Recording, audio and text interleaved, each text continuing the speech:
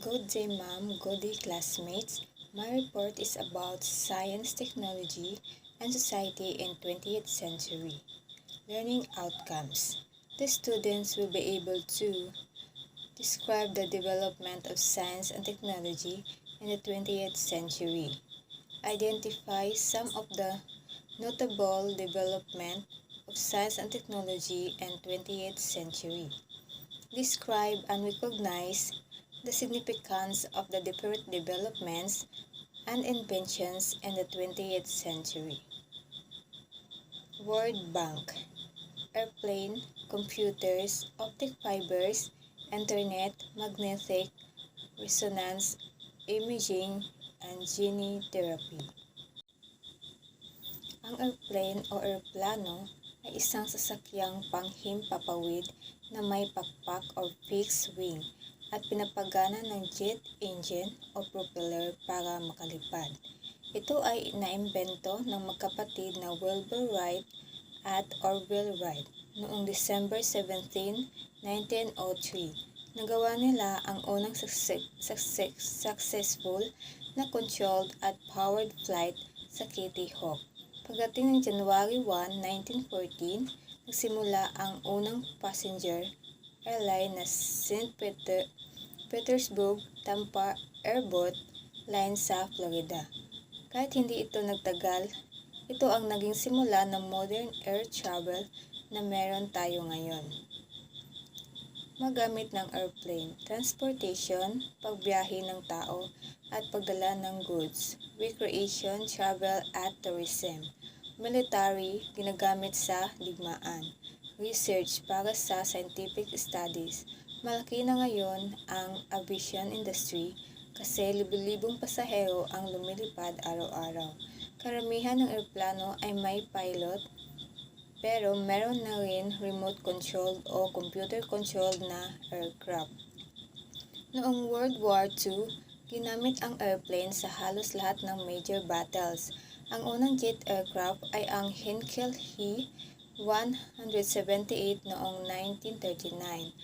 Ang unang jet airliner ay ang de Havilland Comet noong 1952 at ang Boeing 707 ang naging pinaka-successful na commercial jet na ginagamit ng mahigit 50 years. Ang airplane ay isa sa pinaka-importanting invention dahil pinadali nito ang travel, trade at communication sa buong mundo.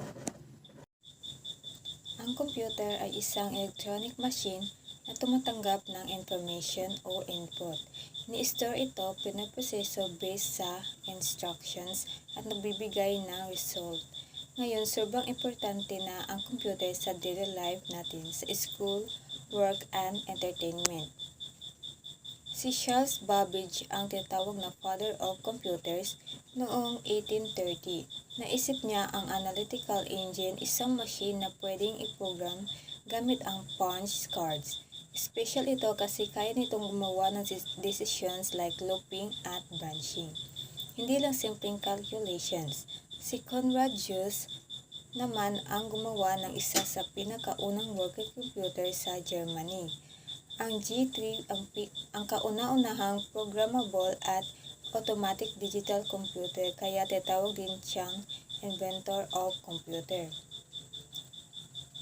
Noong 1940s, ginawa ng British ang Colossus at ng Americans ang ENIAC. Gumagamit sila ng vacuum tubes na parang switch na mabilis mag-on and off. Ito ang tinatawag na first generation computers. Second generation, naimbento ang transistor o developed fully noong 1947 na mas maliit, mas mabilis at hindi masyadong umiinit kumpara sa vacuum tubes. Ito ang naging base ng second generation computers. Noong 1958, naimbento ang integrated circuits. Pinagsama-sama ang maraming components sa isang maliit na silicon chip. Ito ang third generation computers at dito nagsimula ang modern processors. Noong 1970, nagawa ang microprocessor kung saan lahat ng components ng computer ay nasa iisang chip na lang. Ito ang fourth generation computers na ginagamit pa rin hanggang ngayon. Noong early 1970s, ginagamit lang ang computers sa malaking companies, government at universities. Pero noong 1975, lumabas ang unang personal computer kaya naging accessible na ito sa ordinaryong tao. Habang tumatagal, ang computers ay naging mas maliit, mas mabilis at mas powerful kaya naging essential na sila sa modern life natin. Ang magnetic resonance o imaging MRI ay isang non-invasive medical test. Ibig sabihin, hindi kailangang hiwain ang katawan para makita ang loob. Ginagamit ito ng doctors para mag-diagnose ng sakit at para ma-monitor kung gumagaling ang isang pasyente.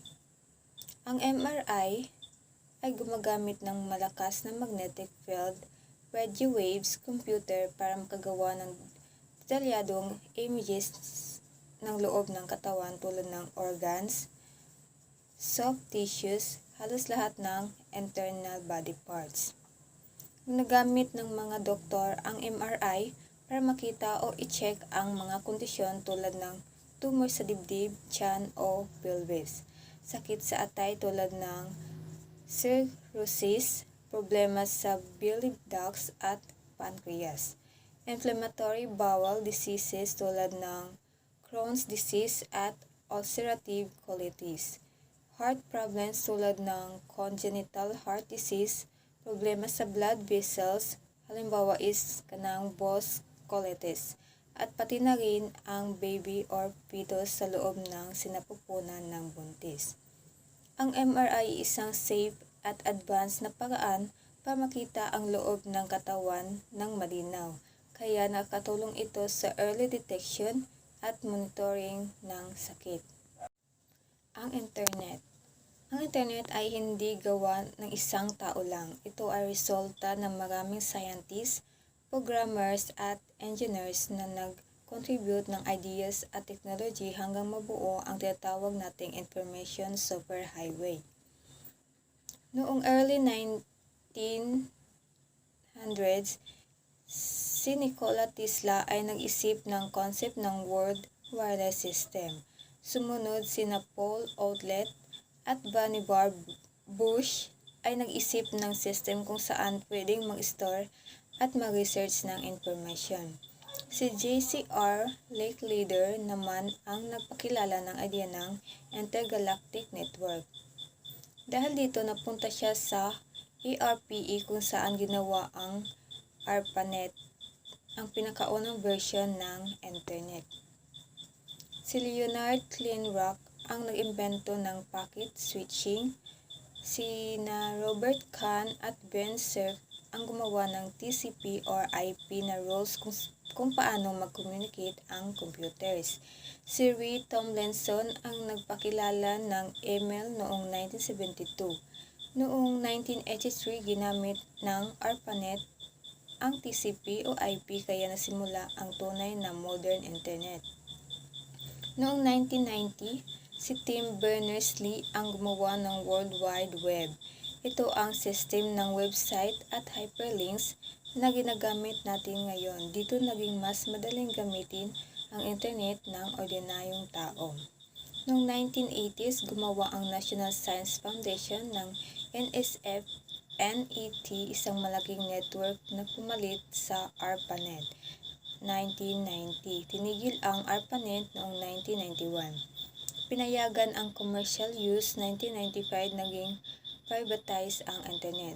Sa panahong iyon, ang Internet ay may 50,000 networks, nasa 7 continents at umabot pa sa space.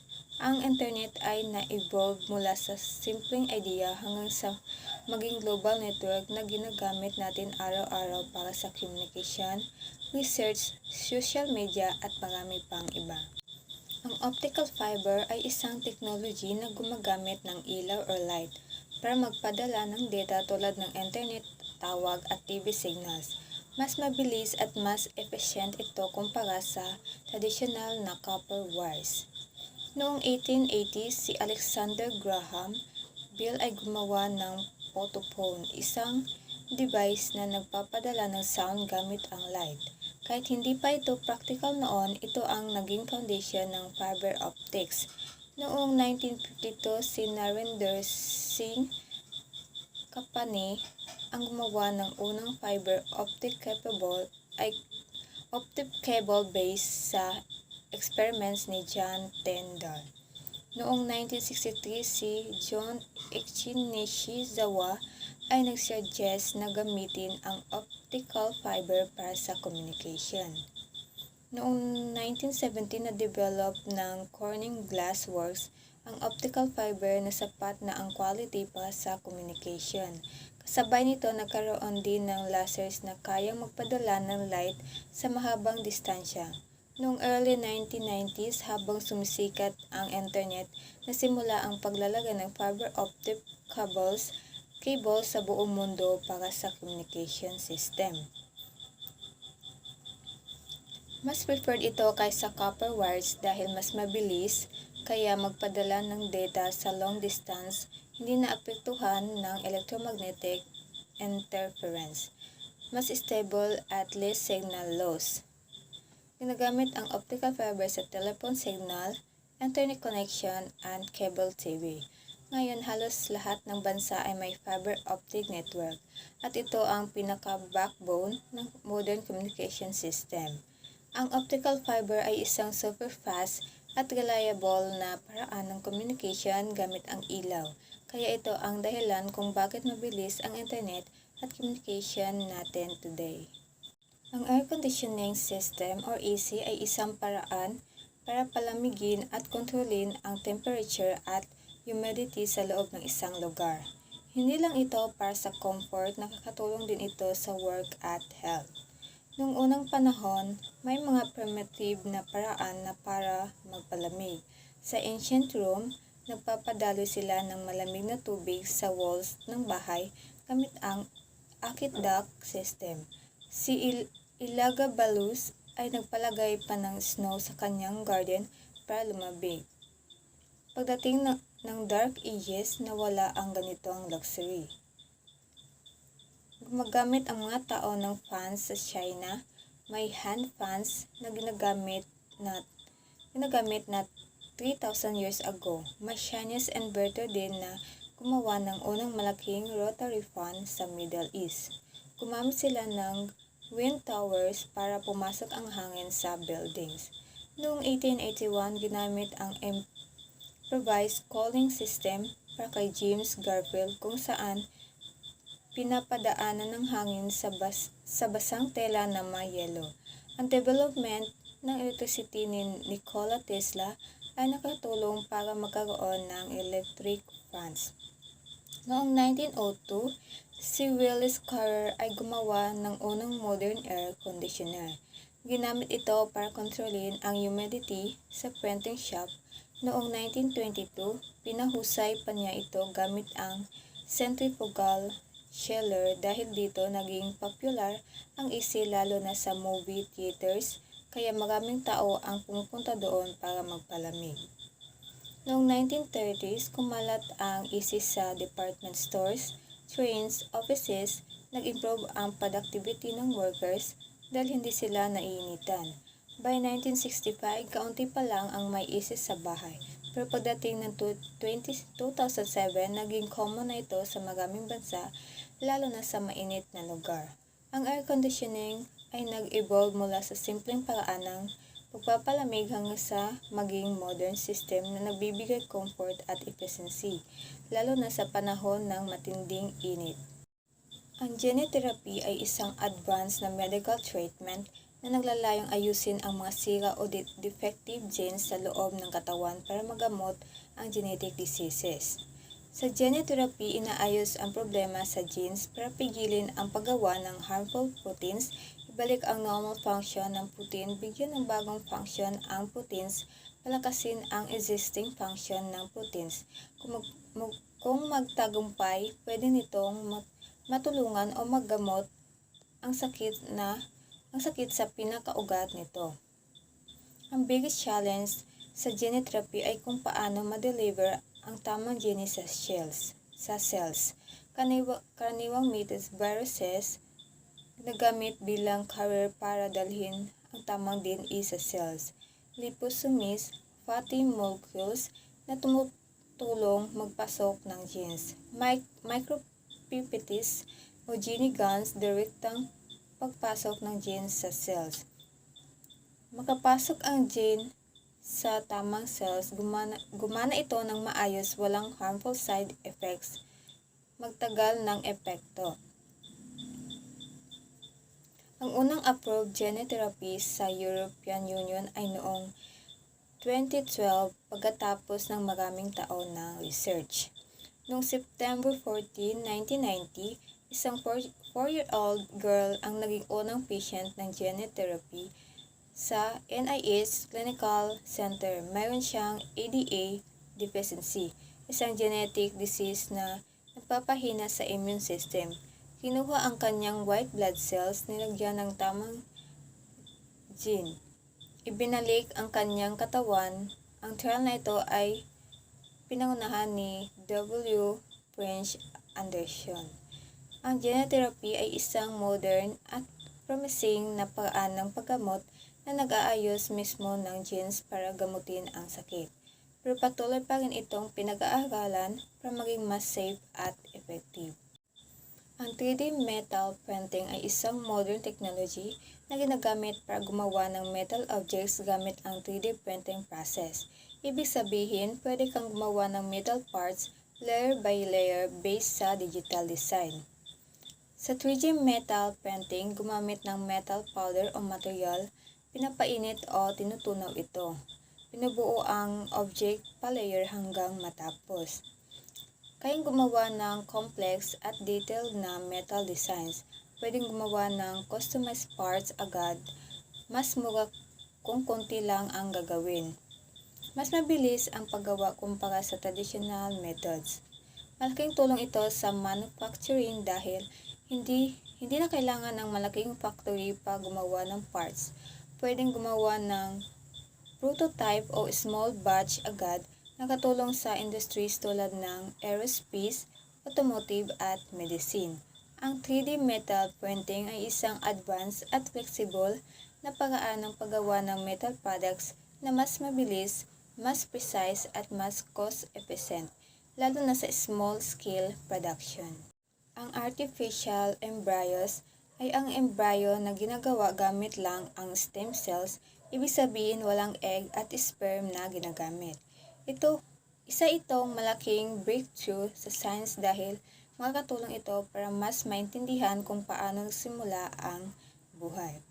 Ang mga scientists ay kumukuha ng stem cells, special cells na kayang maging iba't ibang klase ng cells at inaayos ito sa isang 3D structure or scaffold. Hinahayaan ng cells na mag-communicate at mag-organize. Unti-unti itong nagiging parang totoong embryo. Sa University of Cambridge, nakagawa ang mga researchers ng mouse embryos gamit lang ang stem cells, walang egg o sperm. Makakatulong ang artificial embryos sa pag-aaral kung paano nabubuo ang katawan sa early stage, pag-intindi ng genetic diseases, paggamit ng tools tulad ng gene editing para mas pag-aralan ang development. Kahit promising ito, may mga concerns din, moral question, ano ba ang definition ng buhay? Posibleng misuse ng technology, ethical limits sa paggamit nito sa humans. Ang artificial embryos ay isang bagong technology sa biology na tumutulong sa pag-aaral ng life development pero may kasamang ethical at philosophical issues na kailangang pag-isipan. Cell-free fetal DNA testing. Noong dati, para malaman kung may chromosomal defects tulad ng Down syndrome o Edwards syndrome ang fetus, kailangan kunin ang cells ng baby sa loob ng tiyan ng nanay. An invasive procedure, pwedeng magdulot ng miscarriage, stressful para sa nanay ngayon. Dahil sa medical advances, pwede nang kunin ang fetal din igamit ang dugo ng nanay. Mas safe, mas mabilis, mas widely accepted internationally. Cancer nanotherapy. Ang nanotechnology ay ginagamit na sa medicine at pharmaceuticals at lalo pang umuunlad. Isa sa promising na application nito ay sa cancer treatment. Gumagamit ng nanobots o tiny devices na 25-35 nanometers lang ang laki, ginagawa mula sa folded DNA strands. Example is clamshell-shaped nanobot na nagpoprotekta sa gamot habang dumadaan sa katawan na nagbubukas lang kapag naaabot na ang defective cells. Tutulungan ang cancer cells habang safe ang healthy cells. Sa paglipas ng panahon, mas advanced ang medical technologies, mas mahaba ang life expectancy at mas maraming sakit ang nagagamot. Mas maraming opportunities sa pharmaceutical industry ngayon kaysa dati.